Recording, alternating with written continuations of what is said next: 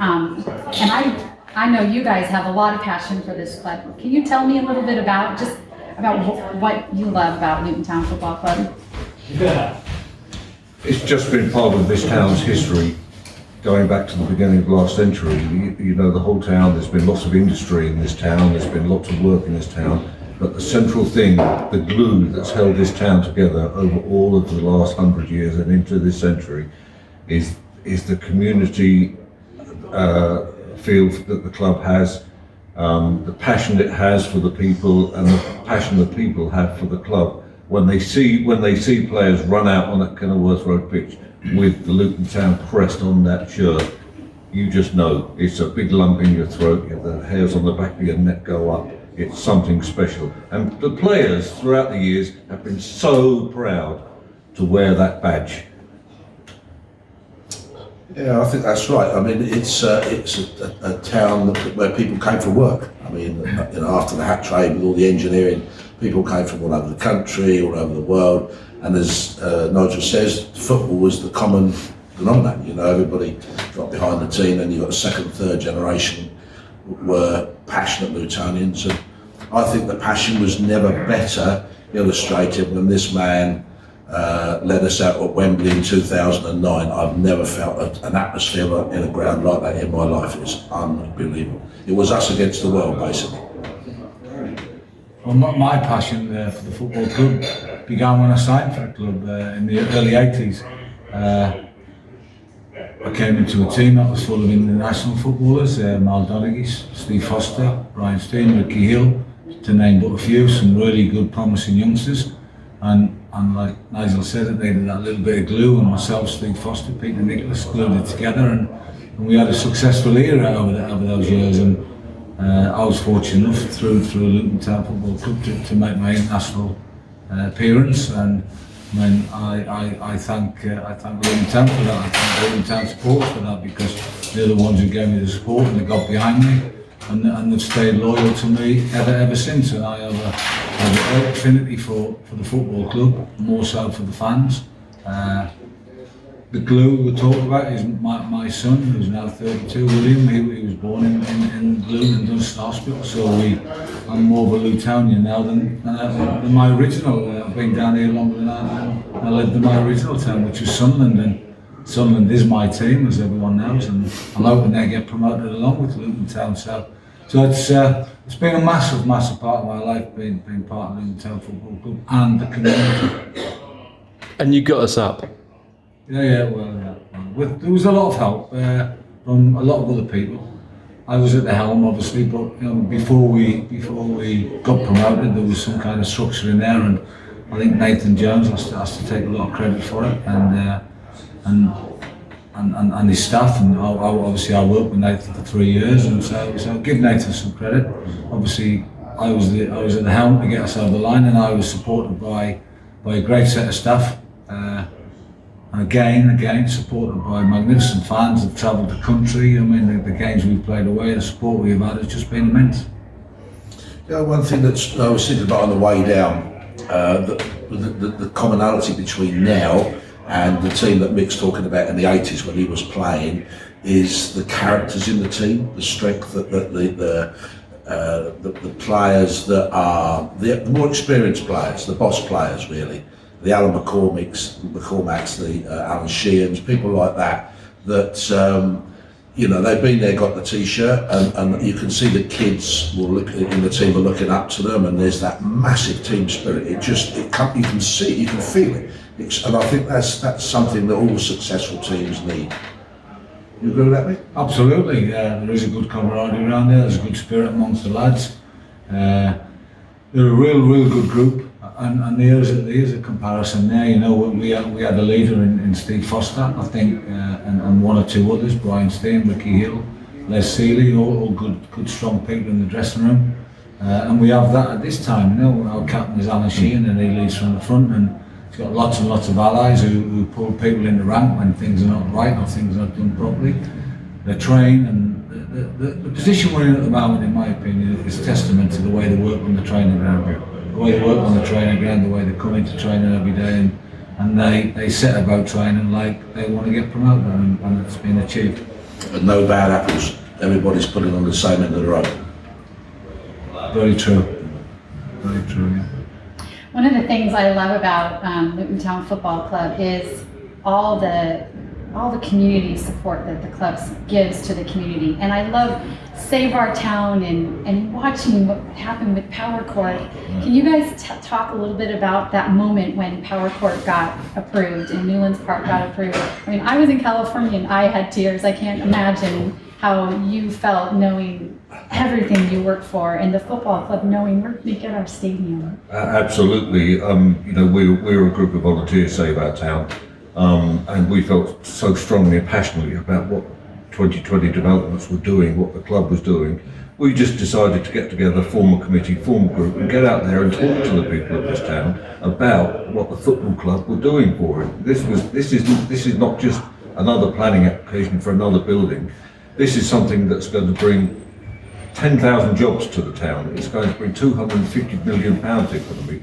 And as a group, we just felt we had to get out there on the streets with leaflets. We had committee meetings with different people all over the town. We met community groups, and we just care. We are all Lutoners on the committee. We were all born in Luton. We all, some of us are still here, or just outside. Lutonian, should I say, not Lutoners. But it's just a real passion, a real passion, and being supporters of the club, we recognised what the club were doing, and we felt we just had to do our bit to help get it across the line. And that night, or both those 2 nights that you were watching on Facebook, we were there. Andy and I were both Massively emotional. It was, yeah, massively emotional. It was history being made. Yeah, it's absolute history in this town being made. And you know, it's not just the fact that we've been promoted this season, we've had these 2 massive planning applications approved. Everything is going for this town at the moment. Everything. This is a massively historical year for this club. Yeah, it was a once in a lifetime opportunity. I mean, literally. There's never been anything this big. And it's not just about football. It's the thing going on at Junction 10 is high end. There's not lots of mixed uses, but everything's high end. So it's 5-star hotel, high end retail, prestige office, the sort of stuff that people are going to have their international headquarters at. So it's taking that, even that in itself tells you something about taking the place up market. Let's just improve stuff. But the other thing is, it's a catalyst. So everything has to start somewhere. And the football stadium and Junction 10 is a catalyst. Where there's money, where people are out at night and enjoying themselves, and there's people spending money, there's going to be more investment and more investment and more investment. But it has to start somewhere. And that's what the 2020 developments thing is going to do outside of this fantastic new stadium, which incidentally, we've been waiting over 60 years for. Absolutely. I've been waiting 50 years for it. We interviewed a guy called Ron Bainham a couple of weeks ago. Yeah, great goalkeeper. Fantastic goalkeeper, England goalkeeper, FA Cup final goalkeeper, and he remembers when he was playing in the 50s, they were going to looking to build a new ground even then at Chorley End and then at Losing Farm and so on. So that's how far it goes back, and these guys, even those guys can remember that. These are good players, and very much part of the history of the clubs. But for Mick to deliver promotion at the same time as the planning approvals, it couldn't get any better. We're going to be champions tomorrow. Promotion. Well, we're hoping so. We've prepared the team that way, but just to reiterate what the guys have said, it's back-to-back promotions, and we've had 2 promotions in the last 12 months is an amazing victory, but there's no bigger victory than getting planning permission for the football club. And 2020, Gary Sweet and those guys have achieved something which no one ever thought they would do, and actually to achieve what they wanted with the club in the town centre. The regeneration of the Luton town centre is going to be massive for everyone connected to the Luton Town Football Club. So promotions are absolutely so great, but this victory in the planning application is bigger than anything that's happened to the club probably in its history. Yeah, this town owes Gary Sweet and that consortium something they can never repay. Actually, he should certainly be able to take his sheep over the Wardour Park Bridge. No, seriously, I mean, nobody's achieved anything like what these guys have achieved in my lifetime. So, And do you know something else, Dianne? All of the people in this club, from the chairman down, are approachable. The fans can approach them, the fans can talk to them, same with the manager. You can talk to the manager. You know, a lot of clubs... Not all the time. Yeah. I'm off now. Yeah, most fans. But you know, how great is that? Yes. That you know, that they're a club of the people, and you know, they embrace the people, and they will talk to the people. massive community team, yeah. How old were you when you started playing for Luton Town? Cool. Don't lie. Question that is. I'd be 24, 25, around about that age. pretty young. Came to Birmingham, yeah. And they didn't like me at first. It's like, I saw you playing against Birmingham and you scored 2 in a really horrible day. And there's only about me and 2 others that went up to Birmingham to watch, but you notched 2 against Birmingham, your old team. I was early 20s, and Luton Town was brilliant for me, absolutely brilliant for me. And I had a great time there. I had 2 spells here, and it was. People said to me, "What is the best club you ever played for?" And without a shadow of a doubt, it was Luton Town. When you played for Luton Town, did you ever imagine that you would be here today getting ready to lead your team to possibly the championship, you know, I mean, to be champions tomorrow and to the championship next year? No, not at all. I mean, I've always had a passion for football. I have a passion for Luton Town. I have a passion for my team, Sunderland. It's something which you never ever think of. I always thought I'd be involved in football ever since I started to play professional football. Then I left and I got involved in coaching through Joe Kinnear down at Wimbledon, and I thought, well, this is a good life, and I thought I would always have a career in football. But the way it's turned out, the way it's all transpired in terms of 10 years ago what happened and what happens now, it's a story you couldn't write, in my opinion. You're quite right, because you had the balls to take it on then, and you had the balls to take it on in January. I mean, and then to walk out of here with the championship side and maybe champions, it's just phenomenal. Not maybe champions. We're going to be champions tomorrow. Well, we That's hope so. 6,000 miles. Yeah, So- we're looking forward to it tomorrow. This year, I wanted to ask you one more question about this season. Yeah. Was there a game or a moment when you kind of had this feeling like, we're going to do it? This is real. We are there. This team is going to be promoted. Me personally, I knew the players very well because I was part of the recruitment process in terms of bringing the players to the football club. I knew them very well, but I didn't really get to know them properly because you spend time day after day coaching with them, eating with them, drinking with them, socialising with them, and doing everything with them, which you do. You spend most of your life with them when you become the manager. I didn't realise what a real good group we were in terms of the camaraderie, the spirit, and I found out that they were. But the game when I thought, oh, we've got a chance now, was when we played Portsmouth at home.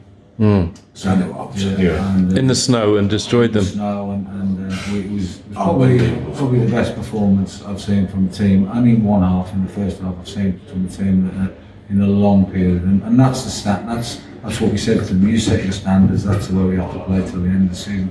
Obviously, there's ups and downs in football, but that evening was I thought, oh, we've got a chance here. Extraordinary performance on a pitch where the ball was picking slow up when it stopped rolling.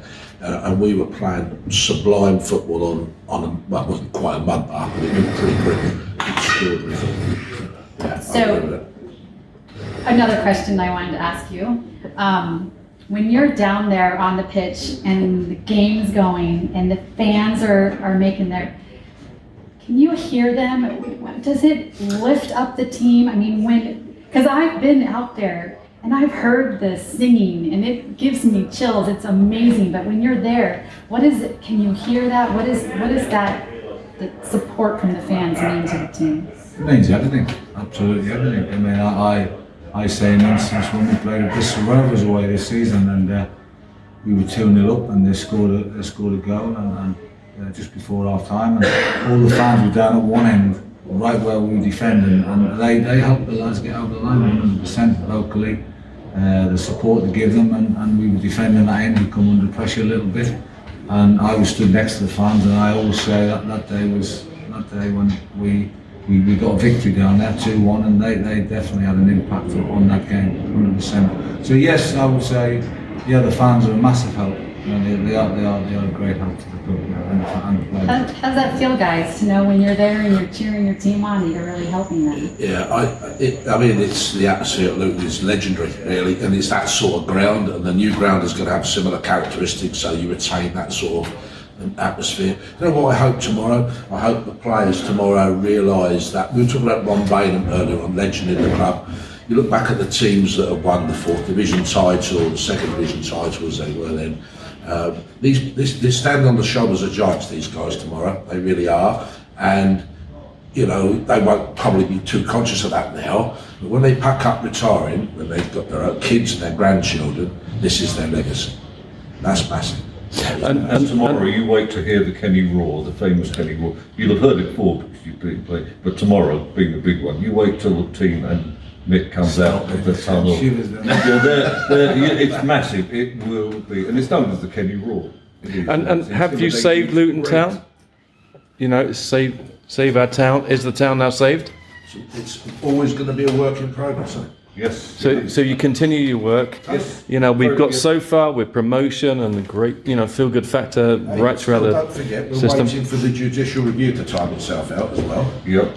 It's going to happen. Yeah, it It's not should going to be a do, problem. and it's going to get messy. But beyond that, we've been asked by many community groups in the town to continue with our work, and we're talking to the Luton Town Football Club ladies team at the moment. Brilliant. They That's need good. some support. They've just been relegated, unfortunately, but Mick's going to give them a hand, I've been told. Nigel's after It's going to be a recruitment for them.